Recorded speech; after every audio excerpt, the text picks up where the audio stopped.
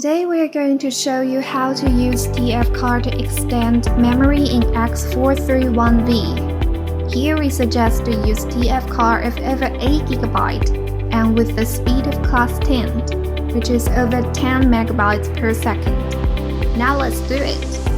First, we need to take off the plastic protection sleeve from its backside.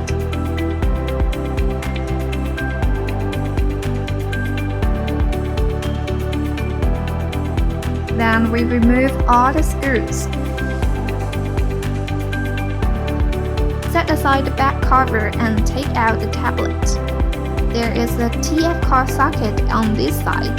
Here we insert the TF card. Start up the tablet. Open Setting and choose Storage. Click SD card. Here we need to set it up first, so choose Setup. Choose Use as internal storage.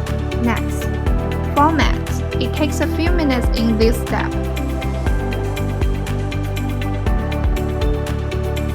Next, choose Move Now. Here it also takes a few minutes according to the data size.